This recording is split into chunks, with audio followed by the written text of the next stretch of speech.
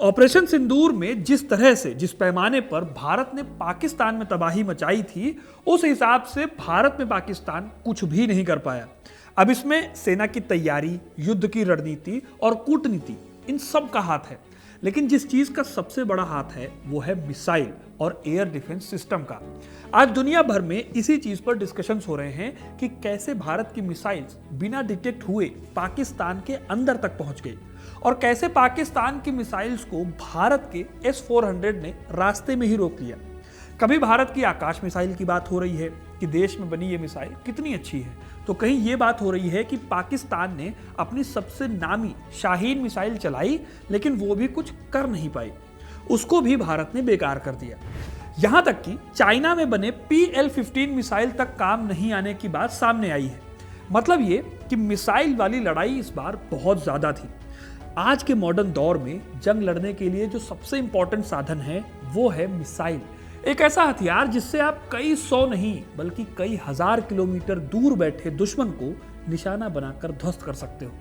मतलब इमेजिन कीजिए एक ऐसे हथियार के बारे में जो इतनी तेज है कि रडार उसे डिटेक्ट नहीं कर पाता, कोई भी पायलट उसे रोक नहीं सकता और कुछ ही ऐसे डिफेंस सिस्टम हैं जो उसे भेज सकते हैं। एक ऐसा हथियार जो कि हजारों किलोमीटर दूर से चलाया गया हो, जिसका विस्फोट ऐसा हो कि सब तबाह हो जाए और किसी की पकड़ में भी ना आए। मिसाइल ऐसा ही एक इन्वेंशन है, लेकिन क्या आपको पता है कि मिसाइल 21वीं सदी का प्रोडक्ट नहीं है। आज से करीब 80 से 90 साल पहले दुनिया की पहली बैलिस्टिक मिसाइल अस्तित्व में आई थी। लेकिन जो मिसाइल आज की तारीख में इस्तेमाल होती है जंग लड़ने के लिए, दुश्मन को मार गिराने के लिए, असल में उसको बनाने वाला कभी भी मिसाइल बनाना ही नहीं चाहता था। उसका सपना कुछ और था। और क्या आप जानते हैं कि भारत में आज से पहले इस तकनीक का इस्तेमाल हो चुका है। खैर, आज इस वीडियो में हम जानेंगे कि किसने बनाई थी दुनिया की पहली बैलिस्टिक मिसाइल, ये मिसाइल बनी किसके लिए और इस मिसाइल का पूरा इतिहास क्या है। तो वीडियो को इन तक जरूर देखिएगा, क्योंकि अपना इतिहास नहीं जानोगे तो खुद को कैसे पहचानोगे। दोस्तों, मॉडर्न वॉरफेयर में मिसाइलों ने जंग का रुख बदल दिया है। मिसाइल के दम पर ही यह पॉसिबल हो पाया है कि बॉर्डर को पार किए बगैर आप किसी टारगेट को निशाने पर ले सकते हो। हाल ही में जब ऑपरेशन सिंदूर हुआ तो वहां पर भी आतंकियों के ठिकानों को मिसाइल से ही ध्वस्त किया गया था। अब चाहे इजराइल और गाजा का कॉन्फ्लिक्ट हो या फिर रशिया और यूक्रेन का युद्ध हो, जिसके पास जितनी एडवांस मिसाइल उसका उतना ही पलड़ा भारी है। और किसी भी जंग में मिसाइल के बिना जीत संभव नहीं है। हाँ, अगर कोई परमाणु बम नहीं गिरा देता है तो। यही वजह है कि दुनिया का सबसे बड़ा धंधा आज की डेट में मिसाइल्स का प्रोडक्शन है। अमेरिका को इसी वेपन इंडस्ट्री से फायदा होता है, जहां वो कई देशों को मॉडर्न मिसाइल्स बेचता है। ठीक ऐसे ही रशिया भी मिसाइलों का बड़े पैमाने पर प्रोडक्शन करता है। भारत के पास भी अपनी मिसाइलों का जखीरा है, जिसमें अग्नि, ब्रह्मोस और पृथ्वी जैसी मिसाइलें शामिल हैं। मिसाइल्स का इस्तेमाल इतना कॉमन है वॉरफेयर में कि कुछ मिसाइलों को जीप से भी लॉन्च किया जा सकता है। कुछ ऐसी मिसाइल्स हैं जो पानी के अंदर छोड़ी जा सकती हैं और कई मिसाइल ऐसी हैं जो कि हवा से हवा में भी वार कर सकती हैं। यानी कि इस दुनिया में इस समय हर तरह की मिसाइल मौजूद है। यही वजह है कि दुनिया का हर देश अपने पास एक ज़रूरी डिफेंस के लिए मिसाइल्स रखता है, क्योंकि ये आज के टाइम की एक ज़रूरत बन गई है। लेकिन जितना ज़्यादा ज़रूरी आज की तारीख में मिसाइलों का रखना हो गया है, उतना ही कम इंटरेस्टेड इस मिसाइल को बनाने वाला था। उसके कुछ और ख्वाब थे, लेकिन आखिर में उसे मजबूरी में मिसाइल बनानी पड़ी। उसने ये मिसाइल कैसे बनाई और कैसे उसने ये मजबूरी में काम किया, उससे पहले आपको थोड़ा सा बता देते हैं कि इतिहास में क्या कोई ऐसा जिक्र था जहां मिसाइल या मिसाइल से मिलता जुलता कुछ हथियार बनाया गया हो। देखिए, मिसाइलों का इतिहास उतना ही पुराना है जितना कि बारूद का प्रयोग युद्धों में शुरू हुआ था। दुनिया के अलग अलग देश और अलग अलग साम्राज्यों ने इन मिसाइल्स का अपने अपने हिसाब से इस्तेमाल किया और बनाया। माना जाता है कि मिसाइल या फिर मोटे तौर पर कहें कि रॉकेट का पहला आविष्कार चाइना में हुआ था, जब 10वीं शताब्दी में सोंग राजवंश के समय पर फायर एरोज बनाए गए। इसमें होता यह था कि बांस की नली में बारूद भरकर तीर के पीछे इन्हें बांध दिया जाता था, जो आग की लपट के साथ दुश्मन की ओर उड़ते थे। 11वीं सदी की एक चाइनीज बुक वुइंग जोंग्याओ में भी इन फायर एरोज का जिक्र मिलता है। 13वीं सदी में साल 1232 में जब मंगोलों ने नॉर्दर्न चाइना के काइफेंग शहर को घेर लिया था, तब चाइनीज सेना ने इन्हीं फायर एरोज से पलटवार किया था। यह मानव इतिहास की पहली मिसाइल तकनीक मानी जाती है। फिर 15वीं शताब्दी में कोरिया ने भी वाचा नाम के एक रॉकेट बनाए थे। ये लकड़ी की गाड़ी थी जिसमें 200 तीर एक साथ फिट किए जा सकते थे। ये जब फायर किए जाते थे तो हवा में बहुत दूर तक जाते थे और दुश्मन की सेना में तबाही मचा देते थे। इन तीर जैसे रॉकेट को एक 2 पहिए की गाड़ी पर बने स्ट्रक्चर में रखा जाता था। इसमें एक मास्टर फ्यूज होता था जिसे जलाने पर सारे तीर एक साथ जल उठते थे। फिर इन तीरों को दुश्मन की ओर फायर कर दिया जाता था। ये तीर करीब 450 मीटर की दूरी तक जाते थे और दुश्मन को ढेर कर देते थे। कोरियन हिस्टोरियन ये सन सिन ने अपने युद्ध लेखों में इस हथियार का जिक्र किया है। आज भी कोरिया के युद्ध संग्रहालयों में वाचा का मॉडल मौजूद है जो आप देख सकते हो। खैर, भारत में भी मिसाइल की तकनीक का इस्तेमाल हुआ था, खास तौर पर 18वीं शताब्दी में। मैसूर के टीपू सुल्तान ने अपने पिता हैदर अली के साथ मिलकर आज के मॉडर्न मिसाइल जैसा कुछ ढांचा बनाया था। वो अपनी सेना में हथियार वाले रॉकेट की इंपॉर्टेंस को समझते थे। इसी के चलते उन्होंने सेना में मिसाइल रॉकेट की डेवलपमेंट और उसकी मेंटेनेंस को लेकर एक अलग यूनिट बनाई थी। इस यूनिट ने एक टेक्निक निकाली जिसमें पहले बांस के रॉकेट बनाए गए, लेकिन इन रॉकेट्स में जलने का खतरा होता था और दूरी भी काफ़ी कम होती थी। लेकिन फिर उन्होंने एक एक्सपेरिमेंट किया। लोहे के खोखे का इस्तेमाल करना उन्होंने शुरू किया। उन्होंने किया क्या कि लोहे के खोखे में बारूद भरकर उन्हें हवा में दुश्मन की ओर लॉन्च करना शुरू किया। पहले के कंपैरिजन में इन रॉकेट से करीब 2 किलोमीटर तक की दूरी तक ब्लास्ट कराया जा सकता था। टीपू सुल्तान के इस कारनामे ने सिर्फ भारत नहीं बल्कि दुनिया को भी एक दिशा दिखाई, क्योंकि टीपू इस दुनिया के पहले ऐसे राजा या सुल्तान थे जिन्होंने लोहे के पाइप में बारूद भरकर सक्सेसफुल तरीके से उसका यूज किया था। इनमें ब्लेड भी लगे होते थे जो हवा में घूमते हुए दुश्मनों को काट देते थे। साल 1792 में जब एंग्लो मैसूर का दूसरा युद्ध हुआ तब अंग्रेजी फौजों पर इनका इस्तेमाल हुआ था और वो फौज घबरा गई थी। कहा जाता है कि जब टीपू सुल्तान की मौत हो गई थी तो उनके द्वारा बनाई गई बहुत सी मिसाइलों को अंग्रेजों ने इंग्लैंड भेज दिया। इंग्लैंड की रॉयल वुलविच आर्सेनल, जहां पर अंग्रेजों के हथियार बनते थे, वहां पर इन रॉकेट पर रिसर्च करके नए और एडवांस रॉकेट बनाने की कोशिश की गई। इसी जगह पर विलियम कॉन्ग्रेव नाम के एक वैज्ञानिक ने इन्हें कॉन्ग्रेव रॉकेट में बदल दिया, यानी कि इसको थोड़ा एडवांस किया। साल 1807 में डेनमार्क के कोपेनहेगन शहर इन्हीं रॉकेट से तबाह हुए थे।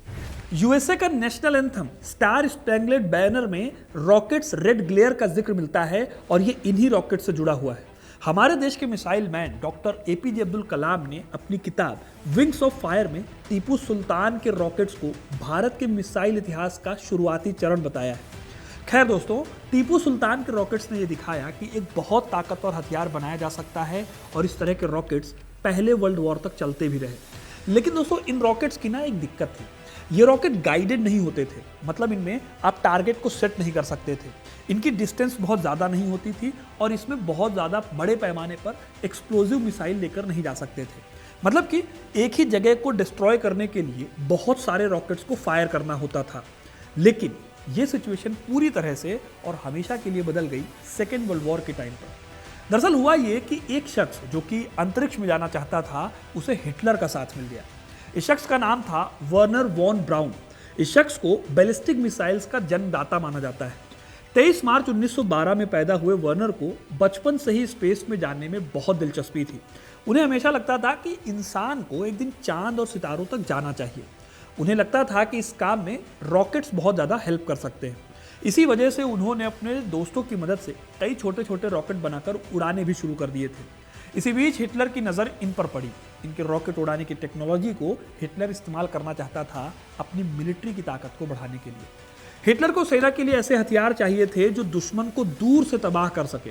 इसीलिए वर्नर वॉन ब्राउन को ऐसे रॉकेट बनाने के लिए अपॉइंट किया गया जो आसानी से दुश्मन के शहरों तक पहुंच सके बिना किसी की पकड़ में आए। अब ब्राउन तो अंतरिक्ष में जाना चाहते थे, लेकिन हिटलर के लिए उन्होंने ऐसे रॉकेट बनाने के प्रोजेक्ट पर काम करना शुरू कर दिया। उन्होंने जर्मनी की एक सीक्रेट जगह पर अपनी लैब बनाई और वहां पर कई सालों तक रिसर्च की। उनकी टीम ने सबसे पहले V1 रॉकेट बनाया जो एक तरह का उड़ता हुआ बम था, लेकिन यह भी नॉर्मल रॉकेट जैसा ही था जो कि अभी तक चले आ रहे थे। लेकिन इसके बाद उन्होंने अपना अगला प्रोजेक्ट V2 रॉकेट बनाया जो इतिहास में दुनिया की पहली बैलिस्टिक मिसाइल बनी। अब ये मिसाइल थी क्या और ये काम कैसे करती थी वो भी बताता हूँ। V2 का मतलब था वर्गेल्टेंस वफे 2, यानी बदले का हथियार 2। ये रॉकेट लगभग 14 मीटर लंबा था और इसका वजन 13 टन से ज़्यादा होता था। इसकी सबसे खास बात यह थी कि यह ज़मीन से सीधा आसमान की ओर उड़ता था, फिर ऊपर जाकर अपने टारगेट की ओर जाता था। जैसे कि आज की बैलिस्टिक मिसाइल्स करती हैं। इस मिसाइल को लिक्विड फ्यूल से चलाया जाता था, जो रॉकेट को सुपरसोनिक स्पीड यानी कि साउंड की स्पीड से भी तेज बनाता था। उस दौर में V2 रॉकेट को रडार या एंटी मिसाइल सिस्टम से रोक पाना लगभग नामुमकिन था, क्योंकि ये बहुत तेजी से ऊंचाई पर जाकर नीचे गिरता था और उस दौर में इतना एडवांस सिस्टम नहीं बना था किसी मिसाइल को रोकने के लिए। इसके अंदर 900 किलो तक का एक्सप्लोसिव भरा होता था, यानी ये एक तरह से चलती फिरती तबाही थी। सोच कर देखिए कि टीपू सुल्तान के रॉकेट में सिर्फ 20 या 50 किलो का ही एक्सप्लोसिव होता था और वो अंग्रेजों के लिए किसी भयावह सपने से कम नहीं था, और इसमें भरा हुआ था 900 किलो का विस्फोटक। तो इस तरह से हिटलर ने इस मिसाइल को फिर बाद में इस्तेमाल भी किया। 1944 में जब जर्मनी युद्ध को हारने की कगार पर था, तब हिटलर ने V2 रॉकेट का इस्तेमाल शुरू किया।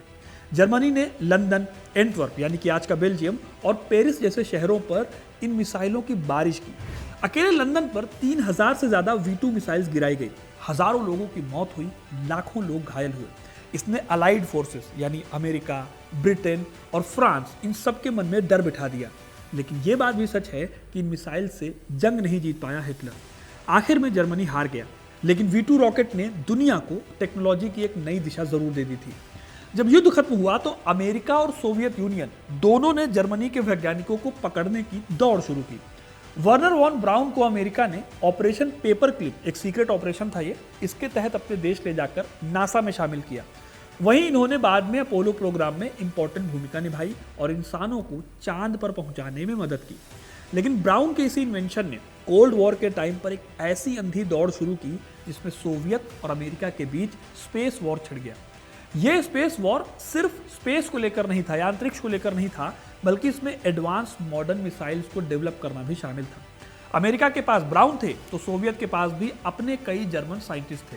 इनकी मदद से सोवियत और अमेरिका दोनों ने अपनी रॉकेट और मिसाइल टेक्नोलॉजी डेवलप की। इस कंपटीशन ने स्पेस वॉर और मिसाइल वॉर की नींव रख दी। सबसे पहले शुरू हुई स्पेस में पहुंचने की जंग। 1957 में सोवियत संघ ने स्पुतनिक 1 सैटेलाइट लॉन्च किया और 1961 में यूरी गागरिन को अंतरिक्ष में भेजकर अमेरिका को पीछे छोड़ दिया। जवाब में अमेरिका ने अपोलो मिशन के जरिए नील आर्मस्ट्रॉन्ग को 1969 में चंद्रमा पर भेजकर अपनी सुप्रीमेसी साबित की। लेकिन आगे जाकर ये रेस एक भयानक कंपटीशन में बदल गई।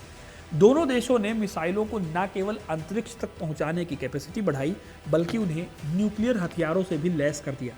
यही नहीं, इन दोनों ही देशों ने इंटरकॉन्टिनेंटल बैलिस्टिक मिसाइल का दौर शुरू किया, यानी कि एक महाद्वीप से मिसाइल दाग कर दूसरे महाद्वीप के टारगेट को उड़ाने की कोशिश। ये मिसाइल्स इतनी तेज और इतनी घातक थी कि एक बटन दबाने पर दुनिया कुछ ही मिनटों में तबाह हो सकती थी। स्पेस वॉर का ये दौर कोल्ड वॉर के टाइम पर पीक पर पहुंच गया। अमेरिका और सोवियत संघ के पास इतनी मिसाइल्स हो गई कि वो एक दूसरे को कई बार खत्म कर सकते थे। इस सिचुएशन को म्यूचुअली एश्योर्ड डिस्ट्रक्शन कहा गया, यानी अगर एक हमला करेगा तो दूसरा भी पलटकर हमला करेगा और इस हमले में दोनों तबाह हो जाएंगे। इस तरह की सिचुएशन में दुनिया पर हमेशा से ही युद्ध का खतरा मंडराने लगा। ऐसा कई बार हुआ भी जब लगा कि दोनों देश एक दूसरे को तबाह ही कर लेंगे, जैसे कि 1962 का क्यूबा मिसाइल संकट। अब ये बहुत इंटरेस्टिंग स्टोरी है, यहाँ पर पूरी तरह से उसको एक्सप्लेन नहीं किया जा सकता, लेकिन इस पर अलग से वीडियो बनाया जा सकता है, जो कि काफ़ी इंटरेस्टिंग टॉपिक है। अगर आपको ये चाहिए तो आप कमेंट करके बताइएगा। हम बढ़ते हैं मिसाइल की टेक्नोलॉजी पर आगे। मिसाइल टेक्नोलॉजी के इस अंधाधुंध डेवलपमेंट का एक बहुत बड़ा असर होता है कि छोटे मोटे देश जो थे वो भी हथियारों की इस होड़ में शामिल हो गए। जिन देशों के पास पहले लिमिटेड आर्मी थी, वो भी मिसाइल और रॉकेट टेक्नोलॉजी को अपनाकर कई गुना खतरनाक हो गए। इसकी वजह से युद्ध के मैदान का नेचर पूरी तरह से बदल गया। पहले जहां लड़ाई सेनाओं के आमने सामने होने पर लड़ी जाती थी, अब दुश्मन को दूर से ही निशाना बनाया जाने लगा। रशिया यूक्रेन वॉर आप इसको देख सकते हैं, या फिर जो हमास और इजराइल का टकराव है, आप इसमें भी इस बात को देख सकते हैं कि इजराइल को हमास की तरफ या जो गाजा पट्टी है वहां पर पूरी तरह से घुसना नहीं पड़ता, वो मिसाइल से ही हमला करके किसी एरिया को उड़ा देते हैं। इस तरह आप देख सकते हो कि मिसाइल्स जो हैं वो सिर्फ युद्ध का हथियार नहीं रहे, बल्कि एक डिटरेंस यानी डर पैदा करने का मेजर बन गए। इजराइल और हमास की लड़ाई में इस तरह का डिस्ट्रक्शन काफ़ी आम है, जो आजकल न्यूज़ में भी बहुत ज़्यादा चल रहा है। यही वजह है कि आज के टाइम पर पहले की तरह के ट्रेडिशनल वॉर नहीं होते, बल्कि आज के टाइम पर जंग प्रॉक्सी वॉर, साइबर वॉर और सैटेलाइट निगरानी जैसे तरीकों में बदल गई है। इस तरह से V2 रॉकेट से शुरू हुई एक वैज्ञानिक खोज आगे चलकर मिसाइल्स की होड़ और युद्ध की एक नई डेफिनेशन बन गई। इससे न केवल वैश्विक शांति खतरे में आई, बल्कि इंसानी अस्तित्व पर भी सवाल खड़े हो गए। यही वजह है कि आज भी जब कोई देश अपनी मिसाइल टेस्ट करता है तो दुनिया भर में तनाव की लहर दौड़ जाती है, क्योंकि ये मिसाइल टेस्टिंग सिर्फ यूएसए नहीं करता, बल्कि नॉर्थ कोरिया से लेकर पाकिस्तान जैसे देश जो कि काफ़ी बड़े खतरे हैं इस समय इस दुनिया में, उन पर वो भी करते हैं।